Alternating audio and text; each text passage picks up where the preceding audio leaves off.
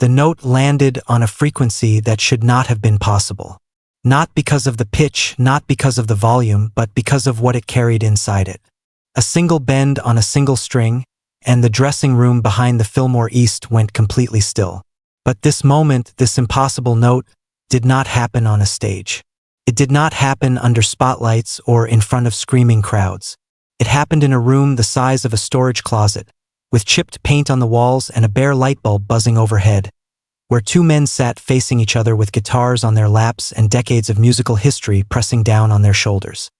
The real story of what happened between those two men was never recorded, never filmed, never officially documented. But the people who were close enough to hear it never forgot. And the reason they never forgot had nothing to do with speed or volume or technical wizardry. It had everything to do with what happens when the past and the future of an entire musical tradition collide in a space barely large enough to hold them both. To understand what happened in that room, you need to understand who was already sitting there when the door opened. Riley B. King, known to the world as B.B. King, was not simply a blues guitarist. He was the blues guitarist.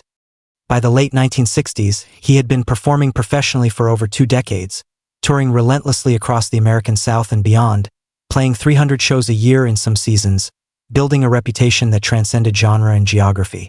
His instrument, a Gibson semi-hollow body he called Lucille, was as famous as he was. The name came from a story he told countless times, about a fire in a dance hall in Twist, Arkansas, caused by 2 men fighting over a woman named Lucille. King had run back into the burning building to save his guitar, and from that night forward, every Gibson he played carried that name. It was a reminder, he said, never to do anything that foolish again. But the name also carried something deeper. Lucille was not just a guitar.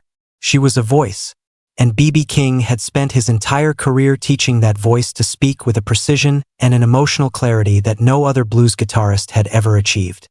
His technique was built on a philosophy that most young musicians could not understand. Economy, restraint, the deliberate choice to play fewer notes, not more. While other guitarists filled every available space with sound, King left gaps. He let notes breathe. He bent strings with a vibrato so distinctive that you could identify him from a single sustained tone, the way you might recognize a human voice from across a crowded room. He did not play fast. He did not play loud. He played with intention, every note chosen for its emotional weight, every silence calculated to make the next sound hit harder. Music critics and fellow musicians spoke about his phrasing the way literature professors spoke about Hemingway. The power was in what he left out. The meaning lived in the spaces between the notes, in the pauses that made listeners lean forward, waiting, anticipating, feeling the tension of unresolved musical statements that would eventually resolve with a single perfect bend that seemed to contain entire lifetimes of experience. This was the man sitting in that dressing room. A man who had earned his authority through decades of relentless performance, who understood the blues not as a genre but as a language, a way of communicating truths that words could not capture. But something was bothering him. Something had been bothering him for months, growing louder in his mind like feedback from an amplifier turned up too high. The new generation, the rock guitarists who were taking blues vocabulary and running it through distortion pedals and walls of amplifiers, turning the subtle language he had spent his life perfecting into something he barely recognized. And at the center of this transformation was a young man from Seattle whose name was becoming impossible to avoid. Jimi Hendrix.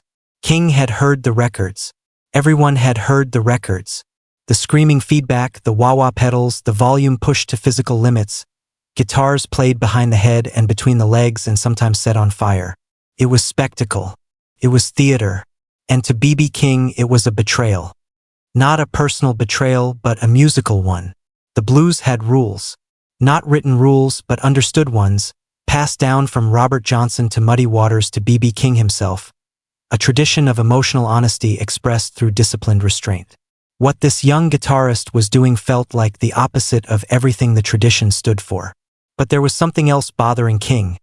Something he would not have admitted easily. Something that lived beneath the surface of his criticism like a bass note too low to consciously hear but powerful enough to vibrate in your chest. He had listened more carefully than he let on. Beneath all that noise, beneath the pyrotechnics and the showmanship, he had caught glimpses of something familiar, fragments of phrasing that reminded him of his own early recordings, bends that carried the same emotional DNA as the music he had been playing for 20 years. It was like hearing someone speak your native language with a foreign accent, recognizable but transformed, familiar but strange. And that combination of recognition and alienation was more unsettling than pure novelty would have been.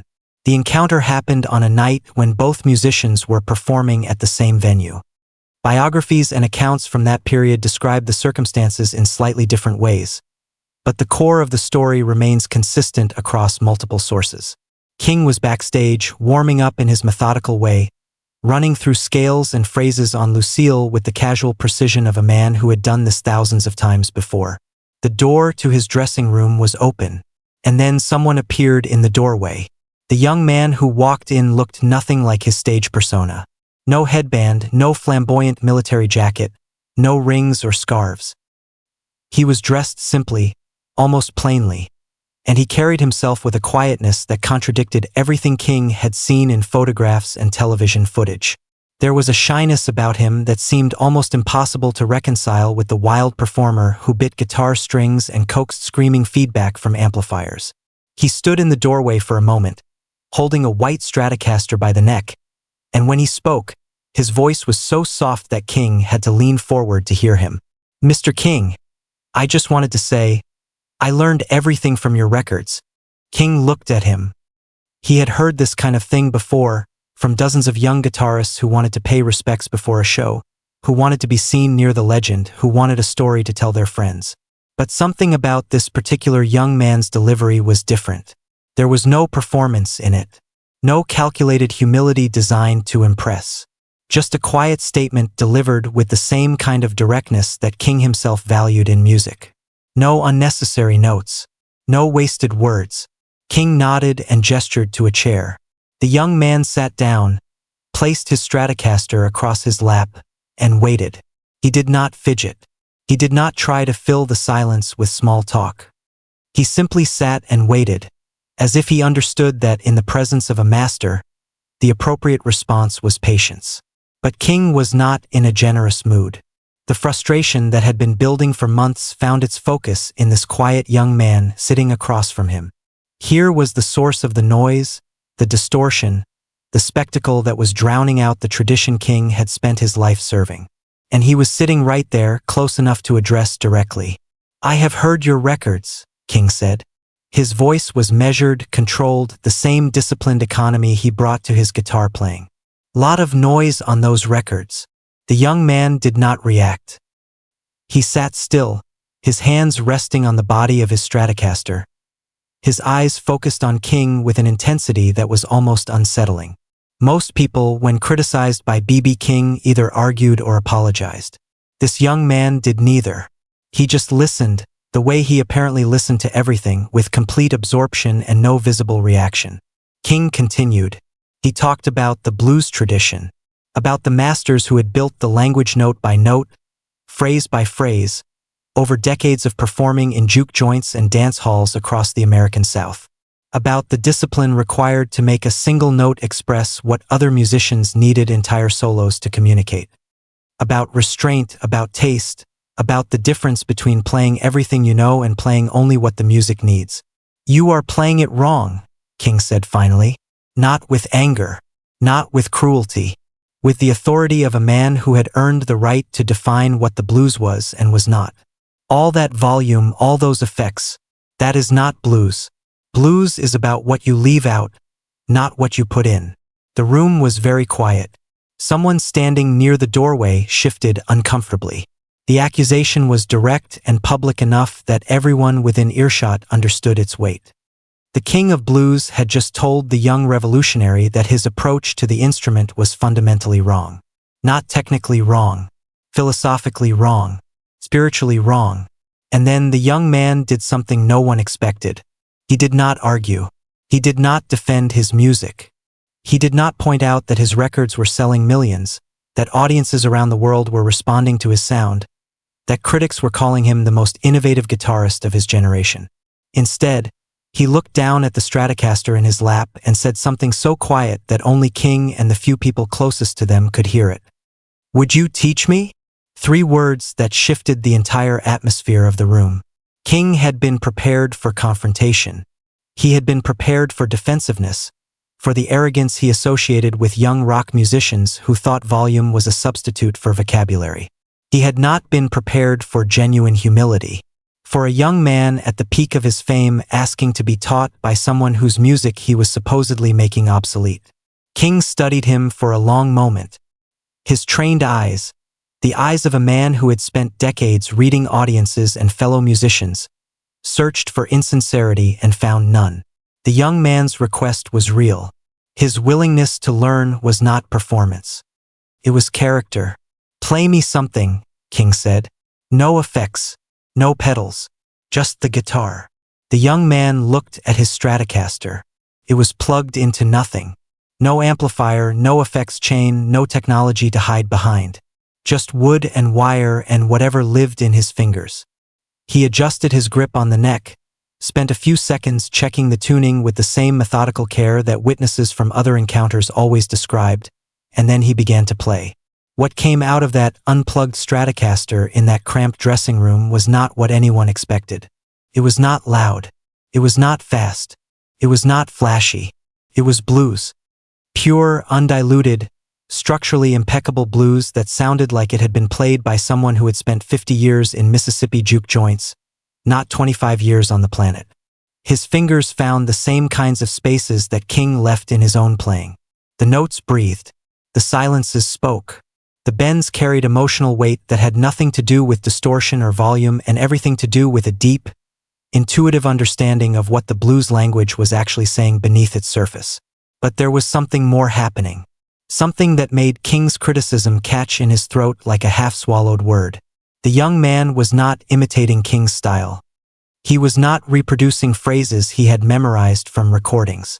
He was speaking the same language but saying something new.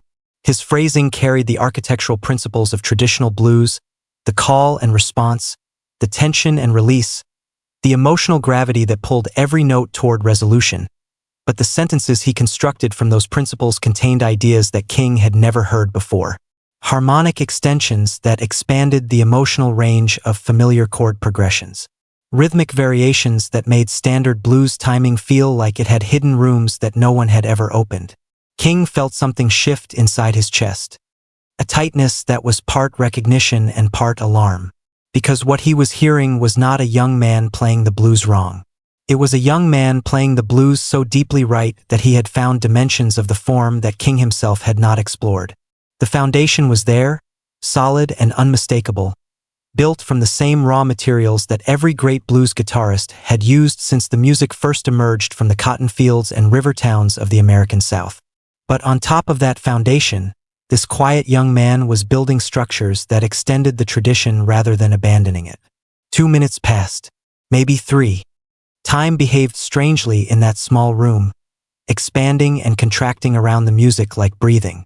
King sat motionless, Lucille resting across his own lap, his fingers unconsciously finding the neck of his guitar, as if his hands wanted to respond to what they were hearing even before his mind had finished processing it.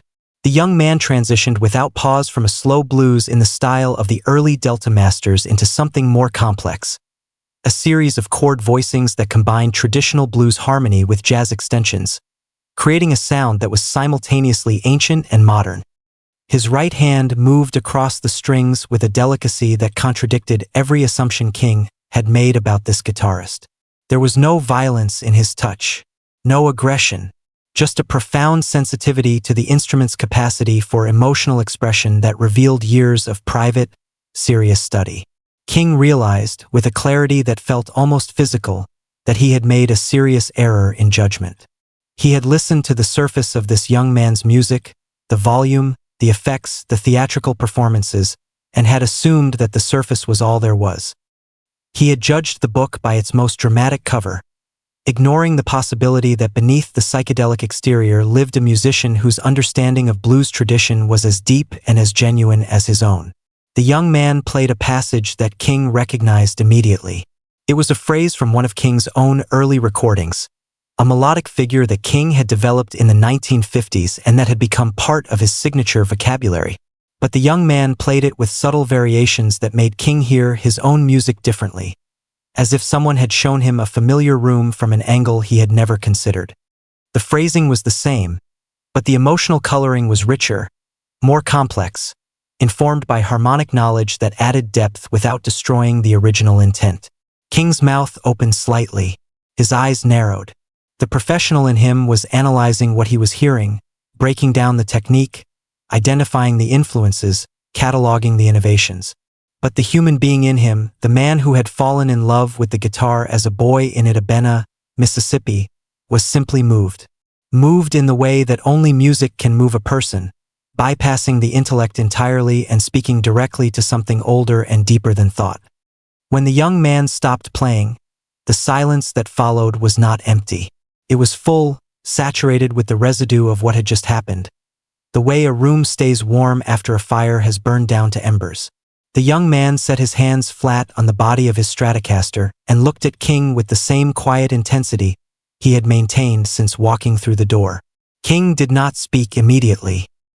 He sat with Lucille on his lap, his right hand resting on the strings as if holding something precious, and he looked at the young man across from him with an expression that those who witnessed it would later describe as a mixture of surprise, respect, and something close to wonder. "Where did you learn that?" King asked finally. His voice had lost its earlier authority. Not weakened, but softened. The tone of a teacher who has unexpectedly become a student. "From you," the young man said. "From your records. From Muddy. From Albert. From every blues record I could find when I was growing up." "That last thing you played," King said.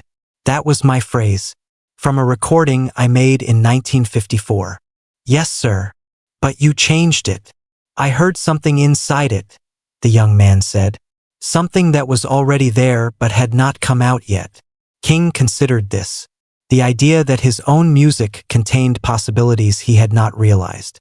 That the phrases he had developed over decades of performing had hidden depths that a younger musician could access not by replacing them but by extending them, by following the internal logic of the melodic ideas to conclusions that King himself had never reached. King picked up Lucille. He played the original phrase, the one from his 1954 recording, exactly as he had played it for 15 years. Clean, precise, emotionally weighted, every note in its proper place. Then he nodded at the young man. "Play it your way." The young man played the same phrase. The foundation was identical. But the extensions he added, the harmonic colors, the rhythmic variations, the way he let certain notes sustain longer while shortening others, transformed the phrase from a statement into a question, from a declaration into an exploration. It was like watching someone take a black and white photograph and reveal that it had always contained color, that the color had been there all along, waiting for eyes that could see it. For the next 40 minutes, the two men played together in that dressing room. No audience except the handful of people who happened to be nearby and had the sense to stay quiet. "BB." King would play a phrase on Lucille, and the young man would respond on his Stratocaster, not copying but conversing, not imitating but interpreting. The musical dialogue that developed between them was, according to those who heard fragments of it through the thin walls, among the most remarkable exchanges of ideas that either musician ever participated in. They played call and response patterns that stretched back to the earliest roots of African American musical tradition. They explored harmonic territories where blues met jazz met something that had no name yet.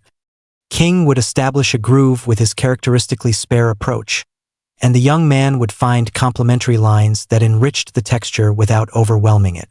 At several points, King played phrases he had never played before, inspired by the harmonic suggestions the younger musician was offering, reaching for sounds he had not known he was capable of making. The transformation in King's demeanor was visible to everyone in the room. The authority was still there, the decades of experience and mastery that no single encounter could diminish. But layered over it now was something new.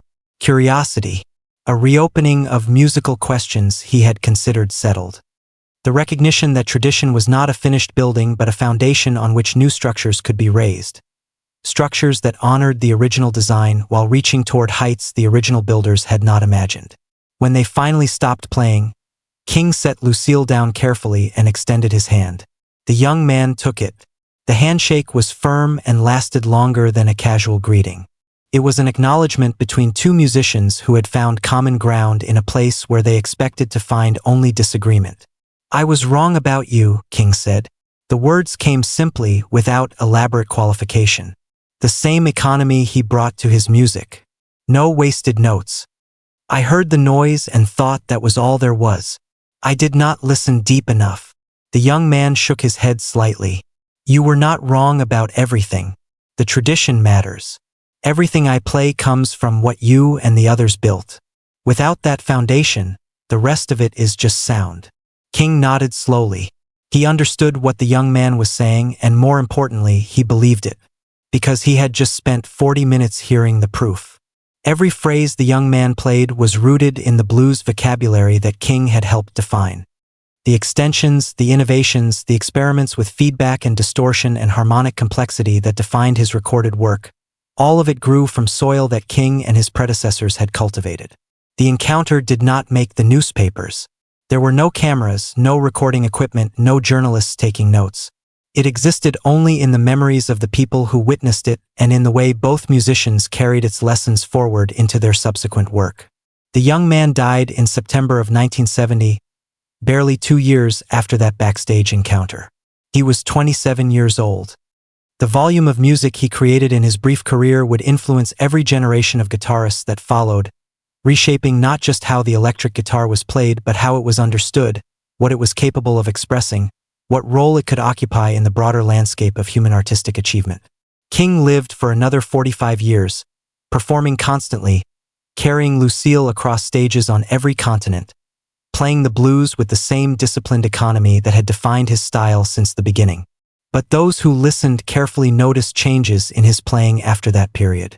Harmonic choices that were slightly more adventurous. Phrases that ventured into unexpected territory before returning to familiar ground. Nothing dramatic. Nothing that betrayed the tradition he had spent his life serving. Just a subtle widening of the language, as if a door that had been closed had been quietly opened, and through it came light from a direction King had not previously considered. Years later, King would tell an interviewer that the most important musical lesson he ever received did not come from a teacher or a textbook or a fellow blues master. It came from a quiet young man who walked into a dressing room with a guitar and a request to learn, and who ended up teaching the teacher something about the music they both loved. "I told him he was playing it wrong," King said, and the memory made him smile. "And he showed me that I was listening wrong. He showed me that the blues is big enough to hold everything. Every sound, every experiment, every new idea. As long as the feeling is real, as long as the foundation is solid, the blues can go anywhere. I spent my whole life thinking I was protecting the blues by keeping it pure. He showed me I was protecting it by keeping it small. Sometimes the greatest confrontations do not end with winners and losers. They end with two people discovering that they were having the same conversation all along, just in different voices at different volumes, from different corners of the same enormous room. And sometimes the most powerful thing a master can do is recognize mastery in someone whose language sounds nothing like his own, and have the grace to say 3 words that change everything. I was wrong.